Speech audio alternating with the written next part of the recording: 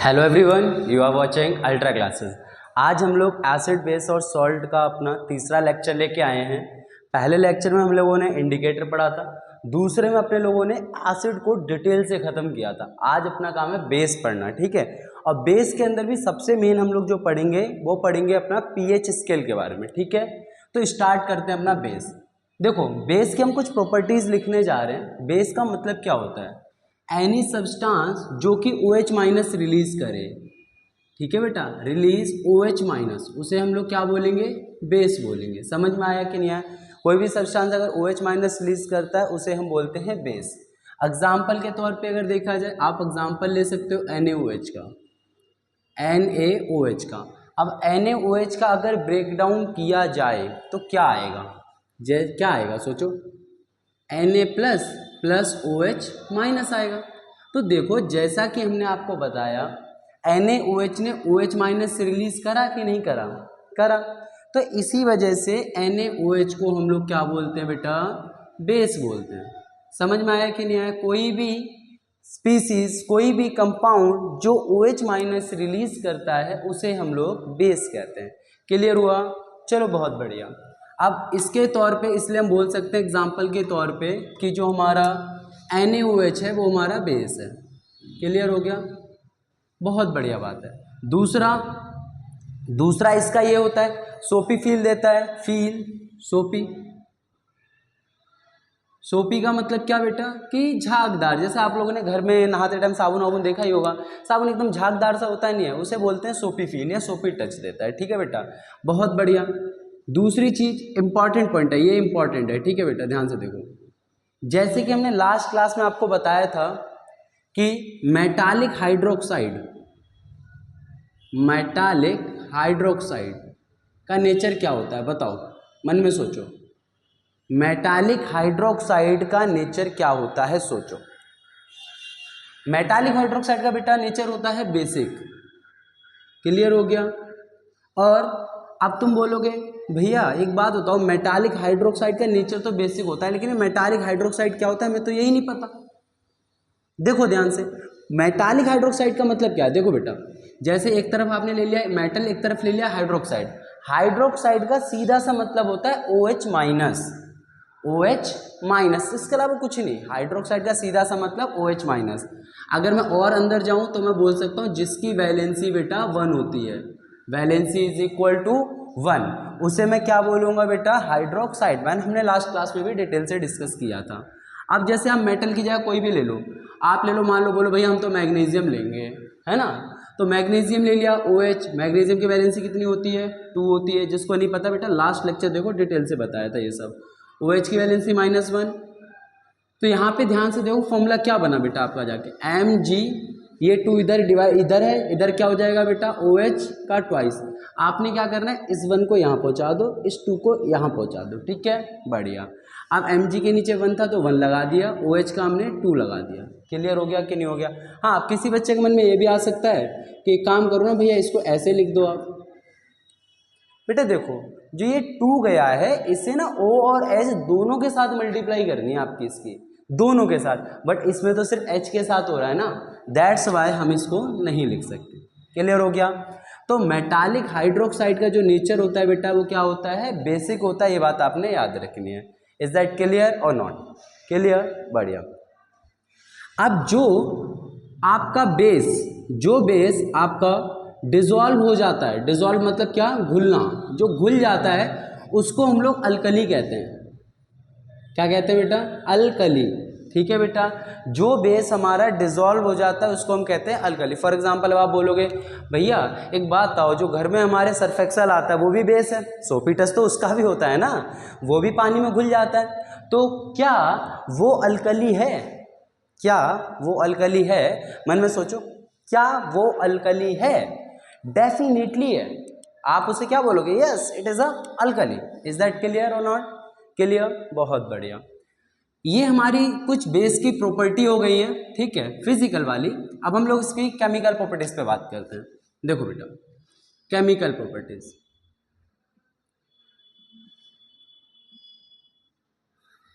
Chemical properties में बेटा अपने को इसमें क्या जानना है? देखो, जब बेस के साथ हम किसी मेटल को अटैच करें, base plus metal gives you what, salt plus hydrogen gas. ठीक है बेटा, सॉल्ट प्लस हाइड्रोजन गैस, समझ में आया। चलो यहाँ एक क्वेश्चन देते हैं, चलो आपको एक क्वेश्चन सुनो ध्यान से, जिसमें हमने बोला कि रिलीज OH माइनस करता है। एक ऐसा बेस है NH4OH, इसके बारे में आप क्या समझते हो, ये इससे क्या अलग है, आपने ये बताना है। ये इससे अलग है NH4OH, ठीक है बेटा, ये इससे अलग है ना। अब आप बताओ इसमें क्या अलग है, ठीक है बेटा। ये बेसिक होता है, एसिडिक होता है, क्या नेचर है इसका, क्या इसके बारे में कुछ एक लाइन कमेंट करनी है आपको। समझ में आ गया NH4OH के बारे में, बढ़िया। अब देखो कंटिन्यू करते हैं, base plus metal gives you what, salt plus hydrogen gas. चलो ठीक है, एग्जाम्पल में बात करते हैं। अगर एग्जाम्पल में बात करें बेटा, बेस क्या लोगे, आप बोलोगे भैया हमारा फेवरेट ले लो NaOH, ले लिया। अब मेटल क्या लोगे इसमें, मान लो आपने ले लिया जिंक, जिंक ले लिया। अब आपने क्या करना है इसमें, याद रखो बेटा बनता क्या है, सोडियम जिंकेट बनता है, सोडियम जिंकेट। बेटा बोर्ड के लिए बहुत इंपॉर्टेंट, आपसे डायरेक्ट याद रख लो तो बेस्ट होगा। सोडियम जिंकेट फॉर्मूला क्या होगा, Na2ZnO2, याद रखो, एट एनी केस याद रखना ही रखना है, इट्स अ मस्ट कंडीशन। क्या याद रखना है, बेस में जब मेटल मिलाएंगे भैया सॉल्ट और हाइड्रोजन मिलता है। NaOH में जब आप Zn मिलाते हैं देन यू विल गेट, तब आपको क्या मिलेगा बेटा, sodium zincate plus hydrogen gas. Clear हो गया, Na2ZnO2 plus H2 hydrogen gas. Clear हुआ, बहुत बढ़िया बहुत बढ़िया। अब हम लोग बेटा इसकी एक ही प्रॉपर्टी थी, बाकी आप लोग जानते हो। बेस की अगर मैं एक और प्रॉपर्टी पे बात करूं, जैसे एसिड प्लस बेस को अगर मैं मिला दूं, ये हम लास्ट लेक्चर में डिस्कस कर चुके हैं, तो हमें क्या मिलेगा, सॉल्ट और वाटर मिलेगा। इस रिएक्शन को क्या कहते हैं, सोचो सोचो, याद करने की कोशिश करो कि एसिड और बेस को मिलाने से बनता है सॉल्ट और वाटर। अब इसका एग्जाम्पल क्या हो सकता है, या इस रिएक्शन को हम क्या कहते हैं, बोलो।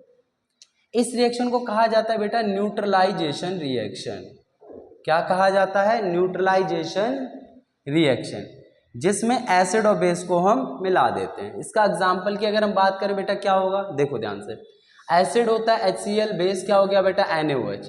हमने क्या बोला था, आपको सिर्फ सॉल्ट बनाना भाई, ये रहा Cl ये रहा N, एसिड का उठाओ पीछे वाला, बेस का उठाओ आगे वाला, काम हो गया। ठीक है भैया जी, तो क्या बनेगा, NaCl प्लस H2O। क्लियर हुआ कि नहीं हुआ। जब एसिड और बेस आप मिलाएंगे तो देन इट विल प्रोड्यूस, क्या प्रोड्यूस करेगा, सॉल्ट प्लस वाटर। क्लियर हुआ कि नहीं हुआ, सॉल्ट प्लस वाटर। तो ये रहा हमारा सॉल्ट, ये रहा हमारा water, it's so neutralization reaction. Clear हो गया, बहुत बढ़िया। इसके अलावा कुछ भी नहीं है। अब हम चलते हैं अपने पीएच स्केल पे, ध्यान से समझना, जो आज का अपना मेन टारगेट है। ठीक है, कोई बेस में ज़्यादा कुछ है ही नहीं। हम लोगों ने एसिड को जब डिटेल से किया था तो उसमें हमने बेस पूरा कवर कर लिया था। ठीक है, आप इसकी प्लेलिस्ट में जा सकते हैं, उसमें आपको एसिड का लेक्चर मिल जाएगा। देखो अब बात करते हैं बेटा पीएच स्केल। देखो पीएच पे आज अपने को लेके मास्टरी करनी है एकदम। पीएच पे, पीएच का मतलब क्या होता है, यहाँ से शुरू करो। पीएच का मतलब होता है बेटा potence of hydrogen, potence of hydrogen. अब बोलोगे भैया पोटेंस क्या होता है, पोटेंस का मतलब होता है पावर, हाइड्रोजन में कितनी पावर है, हाइड्रोजन में कितना दम है, अपने को आज यही दिखाना है। समझ में आया कि नहीं, हाइड्रोजन की पावर। चलो बहुत बढ़िया बात है। अब देखो ध्यान से देखना बेटा, ये हमने एक स्केल बनाया है, ठीक है, दिस इज आवर स्केल। ठीक है, यहाँ पे आपका क्या है, ये हमने बना दिया। ठीक है बेटा, अब ध्यान से देखना, यहाँ पे 0 होता है, यहाँ पे 7 होता है, यहाँ पे 14 होता है। पीएच स्केल जो होता है 14 तक होता है। अब एक सवाल इसमें आता है, क्या पीएच हमेशा 14 तक ही होता है? नहीं बेटा, ये आपका 12 भी हो सकता है, 16 भी हो सकता है, लेकिन जब आप आगे लेवल पे पढ़ाई करोगे ना तब आपको इसका आंसर मिलेगा। अभी तो हर बंदा यही बोलता है कि पीएच 14 होता है। एक्चुअल में क्या होता है, जो आप रूम टेम्परेचर पे बात करते हो, एक स्टैंडर्ड टेम्परेचर पे बात करते हो, जैसे रूम टेम्परेचर का मतलब होता है 27 डिग्री सेल्सियस। इंपॉर्टेंट बात बता रहे, ध्यान से सुनिएगा, 27 degree Celsius STP standard temperature and pressure पे अगर आप बात करते हैं तब जो पीएच होगा वो 14 होगा पूरा। ठीक है, लेकिन अगर आपने टेम्परेचर के साथ गड़बड़ कर दी ना बेटा तो ये 12, 16, 18 कुछ भी हो सकता है। ठीक है, लेकिन आपके सिलेबस में सिर्फ 14 वाला है। क्लियर हुआ, ये आपका एक UCH हो गया, ऐसे मान सकते हो। बहुत इंपॉर्टेंट बात है। ठीक है, अब देखो बेटा क्या बोल सकते हैं, 0 7 14। बेटा ये वाला एरिया ना एसिड ने कवर कर रखा है, ये पूरा डिपार्टमेंट एसिड का है, ठीक है। 0 से लेके 7 तक का क्या है, एसिड का है। यहां से लेके यहां तक का जो डिपार्टमेंट है बेटा वो बेस ने घेर रखा है। अब तुम्हारे मन में तुरंत आएगा, एक बात बताओ भैया, 0 से 7 तक है एसिड, 7 से लेके 14 तक है बेस, तो 7 का क्या होगा, 7। बेटा 7 वाला ना एसिड है ना बेस है, 7 शोज न्यूट्रल नेचर। 7 बेटा क्या शो करता है, न्यूट्रल नेचर शो करता है, ठीक है। आई रिपीट, 7 न्यूट्रल शो करता है। मतलब क्या होता है भैया न्यूट्रल का, ना ही ये एसिड है ना ही ये बेस है, it is just a neutral condition. Example बोलोगे भैया, एग्जाम्पल बता दो इसके। वाटर मान लो बेस्ट एग्जाम्पल। क्लियर हुआ कि नहीं हुआ, कोई दिक्कत तो बताओ भाई किसी को, कोई दिक्कत, हाँ क्या आपका सारा कवर हो रहा है, लेट मी सी, एक बार देख लेते हैं कि हाँ आपका कंप्लीटली कवर हो रहा है, बढ़िया। तो एसिड बेस आपका क्लियर हो गया, चलो बहुत बढ़िया बात है। अब इसमें हम बेटा थोड़ी सी मास्टरी करते हैं, देखना ध्यान से। जब 0 से 7 गया है बेटा, तो यहाँ पे जो होगा 1 होगा, यहाँ पे 2 होगा, यहाँ पे 3 होगा, यहाँ पे 4 होगा, यहाँ पे 5 होगा, यहाँ पे 6 होगा, ऐसे रहेगा आपका कंप्लीटली। चलो ठीक है भैया, रहेगा, बढ़िया बात है, वेरी गुड। अब यहाँ पे बेटा ध्यान से देखना, ये होगा स्ट्रॉन्ग एसिड, ये होगा वीक एसिड। मतलब क्या है, यहाँ पे जो एसिड होगा बहुत ज़्यादा स्ट्रॉन्ग होगा भैया, उंगली डालते ही जल जाएगी, एकदम खत्म। ये ठहरा हमारा वीक एसिड। मतलब इसमें आप उंगली वगैरह डाल लोगे भी ना, कभी फर्क नहीं पड़ता, अरे पी जाओ इसको यार, तब भी फर्क नहीं पड़ता, इतना लाइट होता है। क्लियर हो गया। तो भैया ऐसा हो क्या रहा है, यहाँ से यहाँ जाने में जो एसिड कमजोर हो गया, देखो ये H+ ज़्यादा रिलीज करेगा, बहुत ज़्यादा, भर भर के, हाँ एकदम ऐसे लिखते हैं, भर भर के, भर भर के रिलीज करेगा।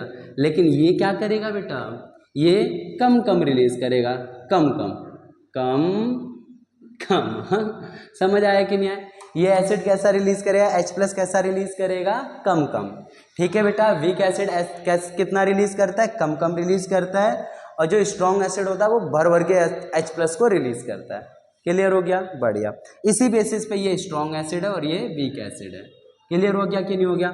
मतलब इधर से इधर जब हम जा रहे हैं तो बेटा एसिड वाली प्रॉपर्टी ना घट रही है, एसिड की स्ट्रेंथ जो हो रही है, एसिड की जो स्ट्रेंथ है, एसिड की जो ताकत है वो घट रही है बेटा। क्यों, क्योंकि इधर स्ट्रांग है और इधर वीक है। क्लियर हो गया, बढ़िया। अगर इधर देखा जाए बेटा, इधर क्या होगा, ध्यान से देखिएगा अब इसका, यहाँ पे 13 होगा, यहाँ पे 8 होगा, तो बेटा जो 13 वाला होगा ना, ये स्ट्रॉन्ग बेस है, स्ट्रॉन्ग बेस है, स्ट्रॉन्ग बेस, और ये अपना वीक बेस है। समझ आया। 8 वाला क्या है, वीक बेस है, और 13 वाला क्या है, स्ट्रॉन्ग बेस है, ठीक है। अब बोलोगे इसमें तो भैया आपने H+ दिखा दिया, इसमें क्या दिखाओगे भैया, इसमें होता है OH-। समझ में आया। यहाँ OH- बहुत ज़्यादा है, ज़्यादा है, ज़्यादा, मोर, और यहाँ पे OH- बहुत कम है भैया, कम है। समझ आ गया कि नहीं आ गया। कोई दिक्कत किसी को तो बता दो भाई, इफ़ यू हैव एनी दिक्कत then you can tell me भाई। सोच लो, सोच लो, आराम से देख लो, पूरे 5 सेकंड दे रहे हैं, आराम से ऑब्जर्व करो, एक बार जल्दी करो ऑब्जर्व।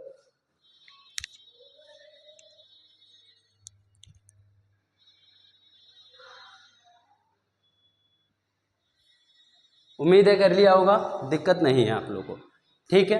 अब इसका हम बेटा कुछ कंक्लूजन लिखने जा रहे हैं, वो देखो। क्लियर ना, बढ़िया।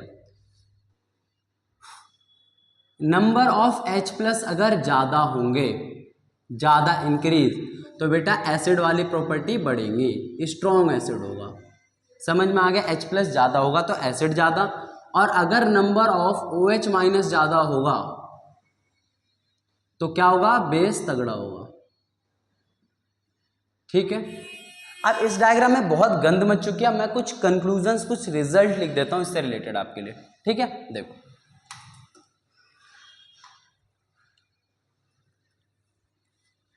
देखना ध्यान से, जैसे कि ये है अपना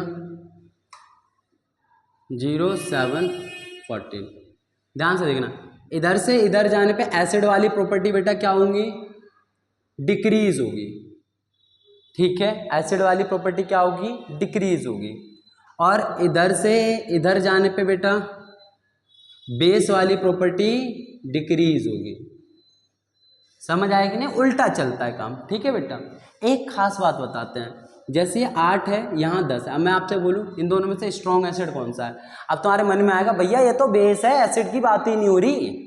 नहीं भैया, यहाँ पे क्या होगा, जो ये है ना बेटा, ये 8 और 10 है, इधर जाने पे एसिड वाली प्रॉपर्टी क्या होती है, घटती है। तो ये वाला स्ट्रॉन्ग हुआ। इसके रिस्पेक्ट में देख रहे बेटा, इसके तुलना में दोनों ही बेस हैं, लेकिन इसके तुलना में ये थोड़ी सी ना के समान एसिड वाली प्रॉपर्टी शो करेगा। क्लियर हुआ कि नहीं हुआ? तो इसमें कंफ्यूज नहीं होना, सेम चीज़ इसमें भी होती है। 2 और 1 में अगर आपसे पूछा जाए बेस जो है कौन सा है, तो बेटा बोलोगे 1 और 2 के रिस्पेक्ट में 2 वाला जो है तगड़ा बेस है, क्योंकि ये तो बेटा तगड़ा एसिड है ना। और 2 और 3 में बोला जाए, बोलोगे भैया ये जो 2 वाला है ना ये स्ट्रॉन्ग बेस है, और वो सॉरी वीक बेस है। ये कौन सा है, वीक बेस है, और ये कौन है, स्ट्रॉन्ग बेस। आप कंफ्यूज तो नहीं हुए ना? नहीं हुए ना? बस आपने इतना देखना है, बस 2 कंक्लूजन, इधर जाने पे एसिड डिक्रीज होता है, इधर आने पे बेस डिक्रीज होता है। ठीक है बेटा, क्लियर हो गया? पूरा पीएच स्केल क्लियर है आपको? अब इसी के बेसिस पे हम देखते हैं बेटा, जब हम उसमें डुबाते हैं ना पीएच पेपर को, तो कलर आता है, कलर से हम लोग रीडिंग देख लेते हैं। रीडिंग देखने से क्या होता है, नंबर पता चल जाता है। अगर नंबर 4 आया तो पता चल जाएगा एसिड है, अदरवाइज बेस है। क्लियर हो गया बेटा? बढ़िया, क्लियर, बस हो गया काम। यही हमारा पीएच स्केल था। अब हम लोग बेटा इसमें आगे बात करें, अगर बात कर सकते हैं यूजेज, बेस का यूज अपनी डेली लाइफ में। देखो जो बेस है बेटा कहाँ कहाँ यूज होता है, सबसे पहली बात तो in aquatic organism. Aquatic organism में क्या होता है, अच्छा चलो एक्वेटिक ऑर्गेनिज्म पे बाद में बात करेंगे। एसिड और बेस दोनों का यूज बताओ आप, क्या क्या यूज है आपके? एसिड का यूज क्या है, पहले एसिड के यूज पे बात करते हैं, क्योंकि बेस का यूज तो हमने सबको पता ही है, कपड़े धोने में यूज हो जाता है ना। अब बात इसमें करते हैं सबसे पहले एसिड रेन। एक्वेटिक ऑर्गेनिज्म में आप लोगों ने एसिड रेन पढ़ा होगा, है ना। यूजेस पढ़ते हैं किसके, एसिड के, या कहाँ कहाँ यूज होता है, यूज तो नहीं मतलब कहाँ कहाँ इसका एप्लीकेशन है, उस पर काम करेंगे। देखो बेटा एसिड रेन जानते हो, चलो हम बताते हैं। एक्चुअल में क्या होता है बेटा, जब जैसे पहली बारिश होती है, अक्सर घर वाले मना करते हैं ना पहली बारिश में नहीं नहाना चाहिए। क्यों नहीं नहाना चाहिए भाई? बोलते हैं एलर्जी हो जाएगी इससे। क्यों हो जाएगी भाई एलर्जी? देखो रीजन क्या है इसका, आपको पता है पूरे गर्मियों में जितना पोल्यूशन है, जितना धुआं उड़ रहा है, वो सब आसमान में एकदम फैल गया पूरे में। जो धुआं होता है बेटा, जो पोल्यूशन है, उसका नेचर कुछ भी हो सकता है, एसिडिक हो सकता है, बेसिक हो सकता है, क्योंकि उसके अंदर CO2 भी है, कार्बन मोनोऑक्साइड भी, आपको पता है हमारे लिए पॉइजनस होता है। अब जैसे ही पहली बारिश हुई तो वो सारा केमिकल उस बारिश के साथ मिलके नीचे आएगा कि नहीं आएगा, सोचो। डेफिनेटली आएगा, सोच के देखो, उसके साथ वो नीचे आएगा या नहीं आएगा? भैया आएगा, और जब आएगा तो वो आपके शरीर पे भी चिपकेगा, तो आपको एलर्जी क्रिएट कर सकता है। ठीक है बेटा, इसमें आपने अगर गांव में कभी देखा होगा, नदियों में आप नहाए हो, तो नदी के किनारे छोटी छोटी मछलियां अक्सर जो बारिश का मौसम आता है उसमें मरी पड़ी होती है। क्यों? क्योंकि वो एसिड रेन को झेल नहीं पाती। क्लियर हो गया? दूसरा, टूथ डीके। बेटा जैसे आपने कभी सोचा है हम ब्रश क्यों करते हैं? Tooth decay. बेटा जैसे कि आपका जो रात में खाना आप खाते हो, मान लो अगर वो खाना आपके दांतों में फंसा रह गया, ठीक है, दांतों में फंसा रह गया बेटा, तो वो डिकम्पोज होगा, उसका नेचर आएगा, एसिडिक नेचर आएगा, जिसकी वजह से क्या होगा, वो दिक्कत क्रिएट करता है। समझे कि नहीं समझे? क्योंकि डिकम्पोज होगा। तो उसी के लिए बेटा हम बेस यूज करते हैं। ऐसा बेस हम टूथ ब्रश रगड़ते हैं, टूथपेस्ट करते हैं, पेस्ट करते हैं, डाबर रेड। हाँ समझ आया कि नहीं आया? तो बेटा इससे क्या होता है, इससे हम बचते आते हैं। ठीक है, तीसरा अपना क्या हो गया, बी स्टिंग। अब बोलोगे ये क्या बवाल है भैया? बी मतलब होता है मधुमक्खी, स्टिंग मतलब उसका डंक। जैसे मधुमक्खी काट लेती है या चींटी काट लेती है तो होता क्या, डंक मार देती बोलते हैं ना। तो हमारी स्किन में ना वो एसिड रिलीज कर देती है, जिसकी वजह से हमको क्या होता है, इरिटेशन होता है। क्या होता है? इरिटेशन होता है। अब उस इरिटेशन को वो नॉर्मलाइज करने के लिए क्या होता है भाई? नॉर्मलाइज कैसे करा जाएगा? हमारे बॉडी का ना WBC आता है बेटा, बेसिक नेचर रिलीज कर एकदम न्यूट्रलाइज कर देते हैं। क्लियर? समझ में आया कि नहीं आया? तो अभी के लिए इतना आया, तो बी स्टिंग में भी एसिड होता है। चलो बढ़िया। और कहाँ कहाँ हो सकता है? तीसरा हो गया। चौथा, इन are digestive system. Digestive system में तो बेटा एसिड और बेस दोनों का यूज होता है। जैसे कि आपको पता है हमारे स्टमक के अंदर एसिड पाया जाता है, एसिड पाया जाता है, और जो हमारी स्मॉल इंटेस्टाइन है उसके अंदर क्या पाया जाएगा बेटा, बेस पाया जाएगा, बेसिक नेचर। क्यों पाया जाएगा, आप सबने लाइफ प्रोसेस पढ़ रखा है ना बेटा, तो आप सबको याद होगा। थोड़ा सा समराइज कराते हैं, जो याद करो, जो लीवर होता है बेटा बाइल जूस रिलीज करता है, बाइल जूस रिलीज करता है ना, क्या क्या रिलीज करता है, बाइल जूस और बाइल सॉल्ट। इसमें बाइल जूस का काम क्या होता है, खाने को बेसिक मीडियम में कन्वर्ट करना। तो स्मॉल इंटेस्टाइन में हमारा खाना किस मीडियम में हो गया, बेसिक मीडियम में हो गया। समझ आया कि नहीं आया, आ गया, चलो बहुत बढ़िया। हम लोगों ने 4 इसके एडवांटेज देख लिए, मतलब एडवांटेज तो नहीं, कहाँ कहाँ पाया जाता है डेली लाइफ में, हमने वो सब देख लिया। क्लियर हुआ। इसी के साथ बेटा हमारा बेस जो है पूरी तरीके से समाप्त हो गया है। वैसे इसका एक और एप्लीकेशन, एक और एग्जांपल हम चाहते हैं कि आप कमेंट करो, देखते हैं और कोई बता सकता है कि नहीं बता सकता है। ठीक है बेटा, तो 2 क्वेश्चन मिले आज आपको होमवर्क में। NH4OH के बारे में आप लोगों ने कमेंट करना, और इसका एक और एप्लीकेशन आपने बताना है। ठीक है, इसके बारे में एक बात और बतानी है, बस यही है। थोड़ा सा वाइंड अप करते हैं लेक्चर को, ध्यान से सुनिएगा। बेस क्या होता है बेटा, जो OH- रिलीज करे, ठीक है, सोपी फील होता है। अगर हम बेस और सॉल्ट को मिक्स करें तो सॉल्ट प्लस हाइड्रोजन गैस बनता है, जिसमें हमने आपको एक बेस्ट एग्जांपल दिया था, NaOH प्लस Zn जो मिलाता है वो सोडियम जिंकेट बनाता है। ठीक है, बहुत बढ़िया। फिर हमने pH स्केल पे बात करी थी, जो हमने बताया था 0 से लेकर 7 तक का जो नेचर होता है बेटा, वो आपका होता है कौन, क्या होता है, 0 से लेकर 7 तक एसिड होता है, 7 से 14 तक क्या होता है बेटा आपका बेस होता है, 7 पे न्यूट्रल होता है। उसके बाद हमने ये यूज पे बात करी। हाँ, एक छोटा सा टर्म रह गए हैं, वो डिस्कस कर लें। वैसे हमने लास्ट लेक्चर में डिस्कस कर लिया था आपसे, कंसेंट्रेटेड और डाइल्यूटेड का मतलब। कंसेंट्रेटेड बेस अगर है, इसका मतलब क्या, उसके अंदर पानी बहुत कम है, एकदम प्योर है, एकदम प्योर है, उसको बोलिए कंसेंट्रेटेड। समझ आया। डाइल्यूट क्या है, मतलब आपने उसमें पानी मिला दिया। मतलब मैं ये बात बोल सकता हूं कि अगर आप कंसेंट्रेटेड में पानी मिला दो तो जो ओवरऑल सॉल्यूशन मिलेगा वो डाइल्यूटेड मिलेगा। ठीक है बेटा, क्लियर।